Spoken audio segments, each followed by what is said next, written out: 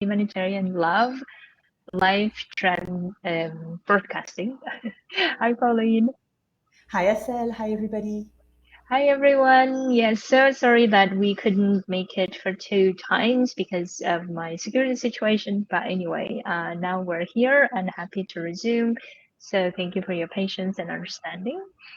And the topic that we wanted to talk to you today about is a very special and very highly talked about topic, I think, is how to find the right person or the best person or my person, however the way you frame it. So basically, who is that person that we're wanting, right? And how do we know that we are having that person? That's the topic we want to talk about. So we thought of talking in 2 different ways. One is what are the things you could pay attention to in your own life and how we are applying in our own lives whatever we're saying here as well.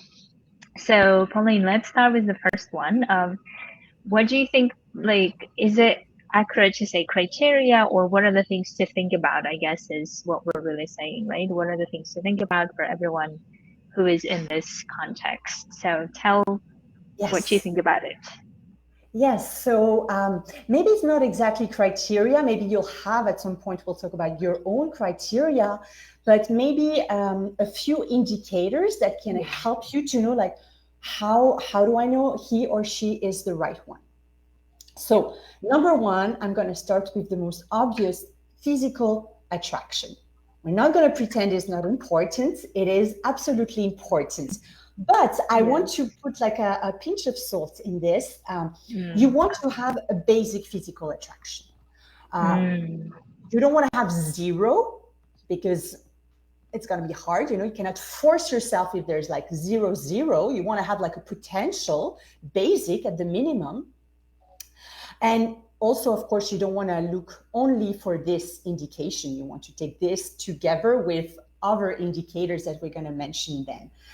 And also, because I personally have been there, and I know many of us have been there, when there is a lot of physical attraction, doesn't mean he or she is the one. We can tend to confuse, like, oh, I have him under my, I don't know, in French we say, I have him in my skin, like he's my other half, he completes me, like there's something happening Mm. in your body. There's like, yes, this doesn't necessarily mean that he's a partner. He can be a lover, he or she can be a lover, but doesn't mean that it's a partner for life if this is what you're looking for. And what happens is that usually when there is a strong physical attraction, strong chemistry, it can be actually the indication that there is something activating in you, something subconscious that make you attract to that person. And that person is attracted to you in the same way. It's like kind of magnets, but sometimes it's not 100% healthy magnets. It's like, ooh, I feel like there's something to replay there. Oh, I think there's some dynamic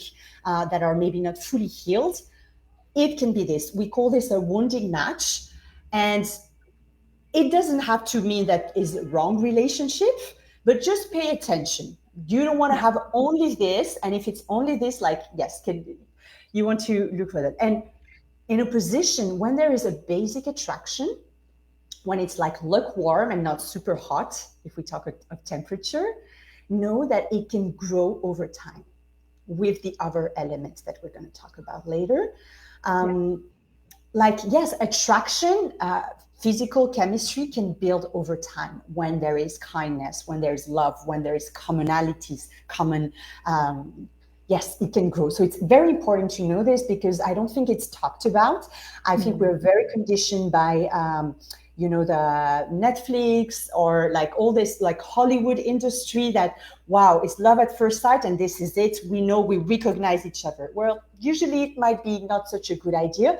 And you could, have a date with somebody and be like, maybe, maybe not, and give a chance. And with time, realizing that there is, that it grows. So that was the number one in terms of how you recognize. Yeah, maybe one thing that I could add to that is that one thing that you can also recognize that it might not be it is when you are forgetting to be who you really are, meaning that you are like putting your personality into the shelf. Sometimes, like I used to do it as well, and I'm sure many of us recognize, right? And saying like, no, no, no, no, this is the it, but I can't really be myself because in front of this person, I'm like becoming someone else. And we know that this is when it's important that we recognize that, hold on, yes, this person might be it, but in order for us to develop that relationship, we need to show up as who we really are, or the version that we really want in that relationship, basically. And if you are forgetting yourself a lot of the time, that's an indicator that it may not be the person, simply because you are trying too hard to change who you are, right? Which in the long run, we know it doesn't work. So that's why be careful and like notice within you how you are showing up in that relationship, and what are you compromising maybe for the sake of making that relationship evolve, even though maybe it's not there to evolve. So this is just something to think about. Yeah. Yeah, I think this is so true. Now we're talking about like how do you know it's the right person, Yeah. but how can you be the right person is like obviously by being your most authentic version, meaning being aligned with and being connected to your needs, your feelings, your truth, and being able to communicate this. Of Yes. course, yes, this is gonna give you chances to attract the right partner is when you Yeah. show up as yourself and don't pretend or play games, which yeah, we can be tempted to do sometime when we have when we are not sure of ourselves, when we lack confidence, when we are not super, when our self-esteem can be increased. So yeah. Exactly. And on this, yes, I don't know if we want to go down this rabbit hole, but when you have like a worthiness wound, I would say, I say Yeah. this globally, you can also tend to pick people who are going to validate you. Instead of searching for your own worthiness Yes. inside, you're going to search it for outside. So for people who have like good looks or super status or, Instagrammable, like maybe I caricature there, but Yeah, yeah, yeah.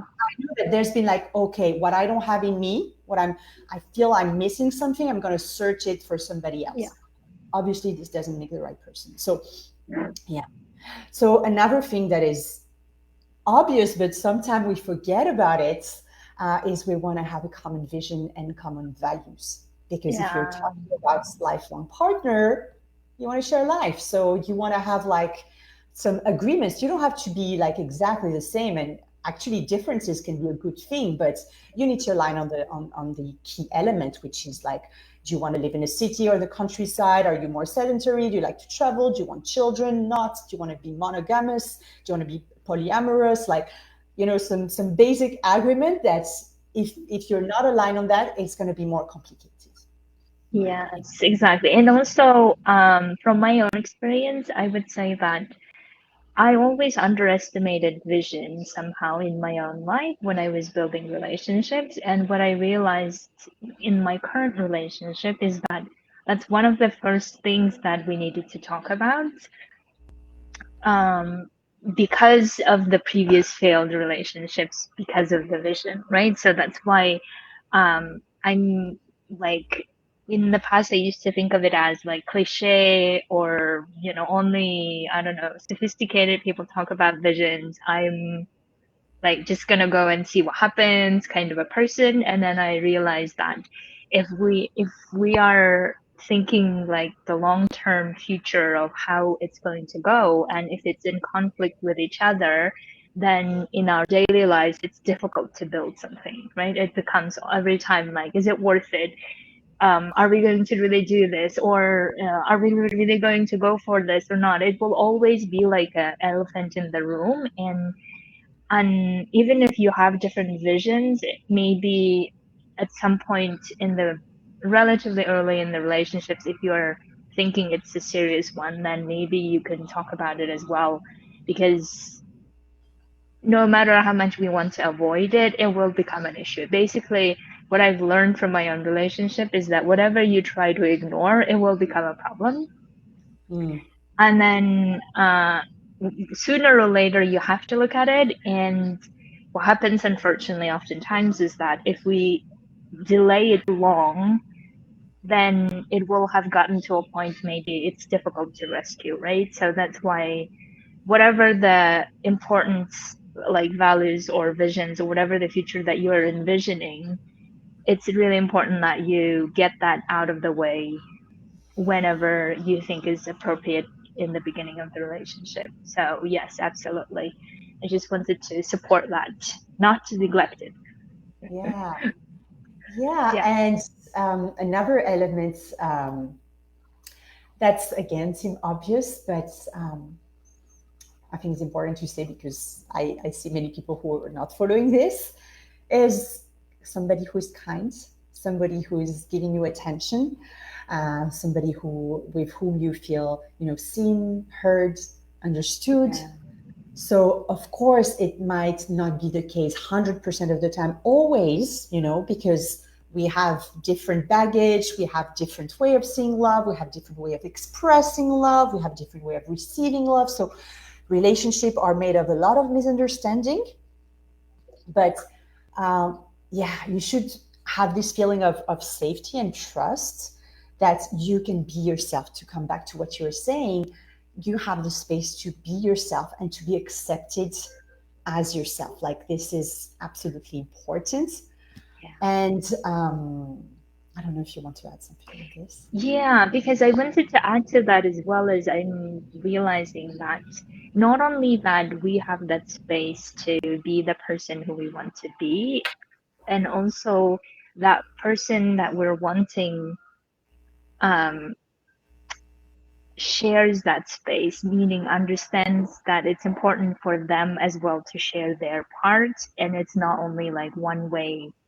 Oftentimes I see that with emotions is like in the beginning of my relationship, I remember that I was someone who always shares and talks about emotions, and my partner was someone like, oh, I don't know how to deal with sadness, or I don't know what to do with certain emotions, right? So we needed to go through that process where we both understood when to give space, when to create space to just hear and listen and hear without really discussing or solving like we often sometimes do. Or is like in the beginning, he would say things like, well, don't cry, everything will be fine, kind of this, annoying Mm-hmm. statement.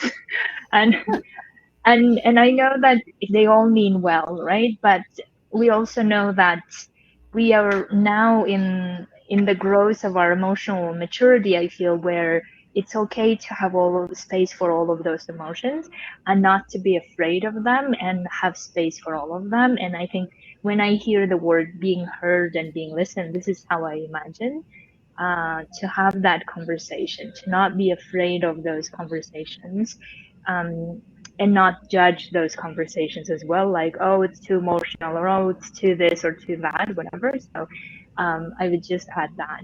And the other criteria that I would propose is the person who the, the person where that person is showing up also self-sufficient in the relationship. And I don't know what other word we can add to this. Maybe self-sufficient sounds very rude for some people, but I would just want to encourage that we as people in that relationship showing up that way, and also having the partner who is that way, like self-sufficient meaning taking responsibility for their own things and not like being in the blaming culture, or like my life didn't go the way I wanted because of you, or whatever the things that we tend to sometimes like make it so heavy on the relationship. And I would love to propose that at least for me, the right person is that person who takes responsibility for their life decisions, and not um, burdens the relationship unnecessarily with their own things that they're processing. Right. The same goes for myself, obviously. So this is, I would say, like, you call it whatever the way. Maybe you call it emotional maturity. You call it a person who takes responsibility or ownership of their own life, or self-sufficient. So that type of person, I think, makes the relationship a lot lighter, a lot easier to navigate, where we don't need to be sitting and, um, adding unnecessary burden. Yeah. I don't know what Yeah, you think about that, Pauline. I totally agree. For me, this is like falls under like my fourth point, which is the willingness to do the work. It's Yeah. what you just talked about, the making space for the other person to express and be Yeah. themselves, and then being, yeah, you call it self-sufficiency. For me, I'm more familiar with like emotional responsibility, but I think Yeah. people get what we're talking about. So if you're not in the relationship yet, if you're in the first stage of dating, is like recognize if that person is open and willing to do what I call the work, Yeah. which is, yeah, show up responsibility and with maturity in the relationship. And what I call do the work is being aware of your own, the way you're seeing love, the patterns, the wounds, the belief, everything that you're bringing into the relationship, and being willing to take responsibility for this, because a lot of time we project what's happening inside our wounds, Yeah. our hurt, we project it on our partner, Yeah. and we make him or her responsible. Like this is a natural tendency. So just the willingness of like, I know what's happening inside, I know what I'm bringing into the relationship, I know I'm bringing a lot of great things, but I also know that I'm bringing some wounding, some shadow, and I'm willing to do the work, to look at that, to take responsibility, to not go into the blaming and shaming, to, when I see you maybe blaming or shaming me, not to take it personally, also remembering that the other person has, their, it's not going to be perfect. It's going to be never perfect, probably. But when those two persons come together, having this, I think the willingness, being open, being curious, is what's going to make it work, because then you can communicate, in a more healthy way. You can deal with conflict, you can repair when you. Hello, hello. Oh no, Pauline, I think it's your internet. Hello, Pauline, we can't hear you.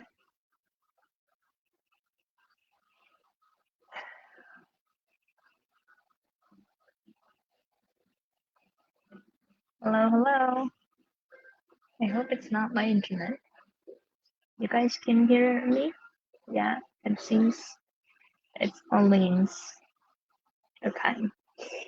I'm waiting for Pauline to come back. So maybe in the meantime, I will.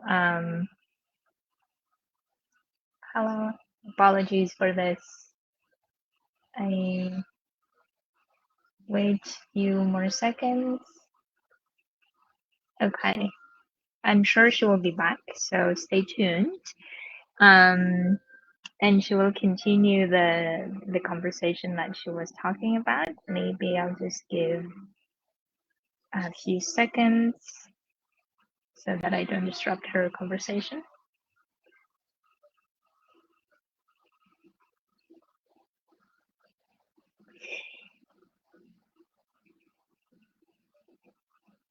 Okay.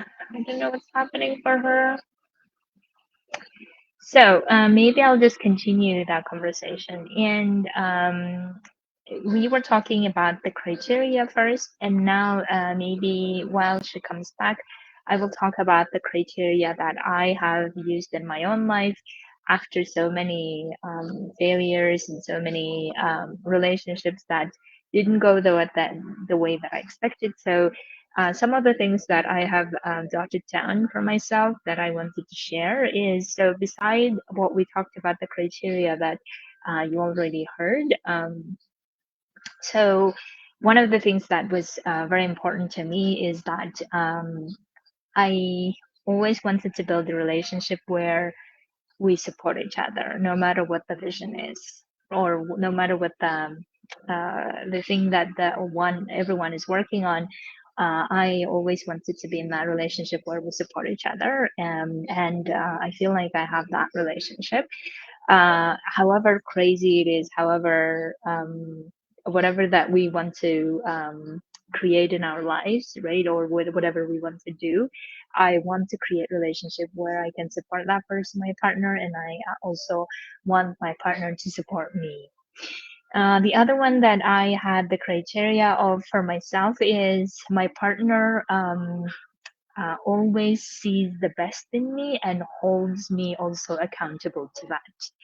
And what I mean by that is, for instance, recently I had an example of I was um, visiting some relatives, and I was uh, so emotional in so many ways. And somehow I found myself being very whiny, and I didn't really like have any problem per se, but I was just whiny as to this is not working, that's not working, da, da, da, da, right? And then my partner was pointing out to me and saying that, well, name me what is the actual problem, right? Because I know that you're not the complaining person, because I run the complaint-free life uh, uh, podcast and coaching and all of this, right? So he was the one reminding me of my own standards and telling me what's actually happening, right? So holding me responsible to my own standards. So this is what I mean when I say about um, uh, holding, so knowing my standards of my own living and then holding me responsible for that. And I love that about in the partnership. The other one is I really wanted to have a partnership where no one is saving anyone. And I think we talked and indicated a little bit about this, but what I really mean is that I think after being humanitarian for so long, and also being in that mindset of in the rescue mode or in the saving mode in one way or another, I found myself being in relationships where I was um, doing a little bit of that in the previous relationships, and I caught myself of that, and I told myself that I don't want to be doing that anymore. So that's why it was important for me in the relationships that I don't get into that I need to rescue you kind of mindset. So instead of that, I would always trust that my partner will find solutions to the problems he or she is facing.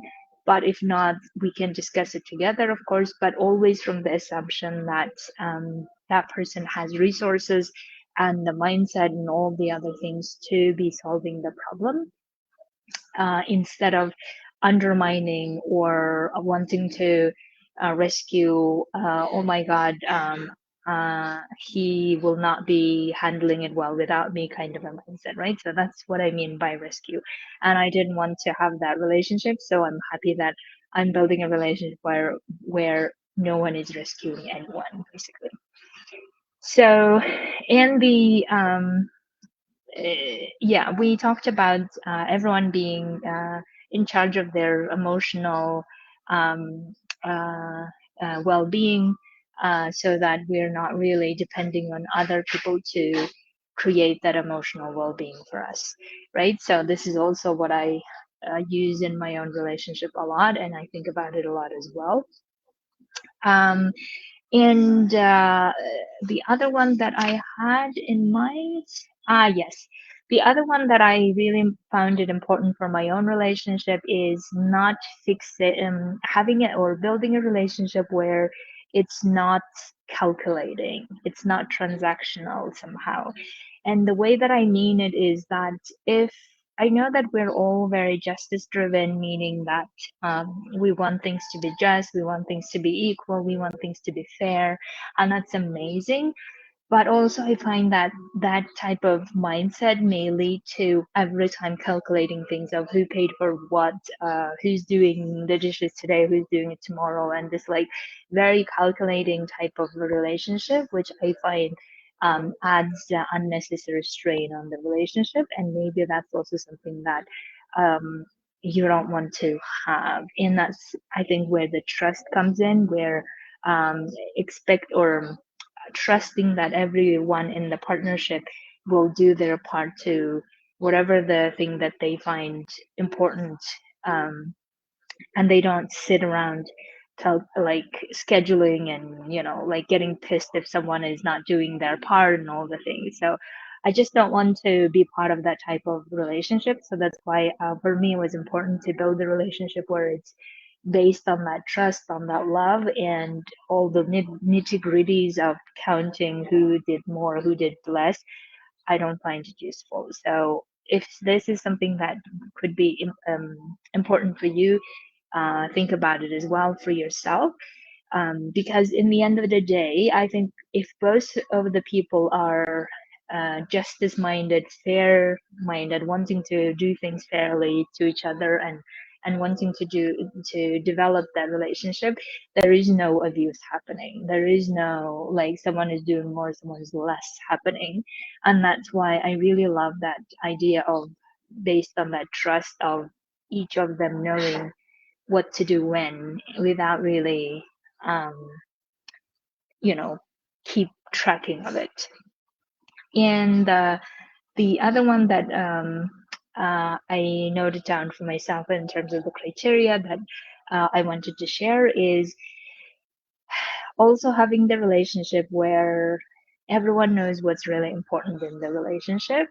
And like it's a bit like related to the previous point, but what I really mean is that oftentimes I think relationships get strained based on daily routine lives that someone is not doing, someone is doing more or less, or whatever the like the tangible things we tend to do in our daily lives, and they tend to bring some strain if one of us considers that is not being done properly and on time or whatever things. But I find that the relationship is not really built for those reasons. Relationships are built for, or at least the way that I think about it, relationships are built for love, for creating that love or nurturing that love, developing that growth together, developing that partnership together. And it's not really about that daily nitty gritty or daily work. So that's why I love the idea of building relationships where everyone of that relationship knows what's really important and what's not really important. And even if it's not done, or even if it's not done in proper way or on time or whatever, it's not really important. It can be solved. Like, do you know what I mean? So that's why maybe also for you to consider what would be the important part in the relationship and what's less important for you, and just focus on the important parts. And even if the less important parts come up and become an issue, always knowing that you can solve for that. It's not like all problems are solvable, you can solve for it, right? So this is just for you to consider it. So I think we have touched upon all of the things, and I shared with you how I think about in my own relationships. Unfortunately, Pauline couldn't join us. Maybe something went off with with her internet. But I hope that she will later share more of her story of how she sees this in her own life. So this is what we have for you today, and apologies for these technical issues. My dears, if any questions, any suggestions, any feedback, or if you want to come on and join us on this live, let us know. Until then, stay safe. I'm greeting you with love from Lviv, and I will be greeting you hopefully next time from Italy. So until then, stay with love, find your amazing right person, and let us know how that's going. Thank you so much.